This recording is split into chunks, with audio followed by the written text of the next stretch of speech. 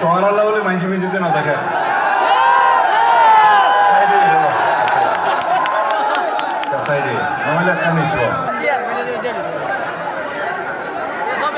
আজকের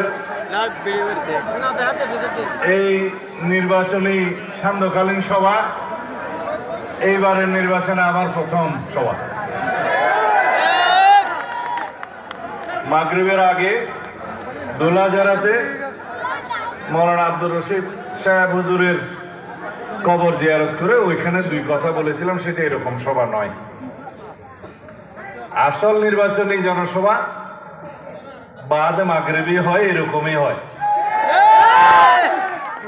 নির্বাচন এখনো কেবল মাঠে নামছে।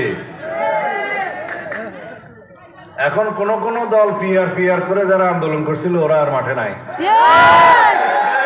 এটা আমি অনেক আগেই বলেছিলাম যে কিছুদিন এগুলো বলে বলে হয়রান পেরেশান হয়ে শেষ পর্যন্ত জনগণের সামনে বুটের কাতারে দাঁড়াইতে হবে। এটা তো আমরা জানতাম, বুটের মাঠে তো আমরা পুরান মানুষ। এখন আমি কত বছর পরে আপনাদের সামনে আসার সুযোগ পেলাম, আল্লাহ রাব্বুল আলামিনের সুযোগ দিল না। 2008 নির্বাচন হলো ডিসেম্বরে।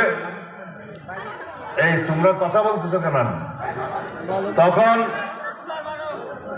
আমি জেলখানায় বন্দী ছিলাম। আপনারা দয়া করে মহব্বত করে আপনারা আমার স্ত্রীকে, আপনাদের পুত্রবধূকে আমার চাইতেও বেশি ভোটের ব্যবধানে বিজয়ী করেছিলেন, সংসদে পাঠিয়েছিলেন। বাংলাদেশে কেবল 29 জন না 30 জন বিএনপি থেকে নির্বাচিত হয়েছিল। তার মধ্যে আপনাদের পুত্রবধূ একজন সংসদ সদস্য নির্বাচিত করে আপনারা পাঠিয়েছিলেন।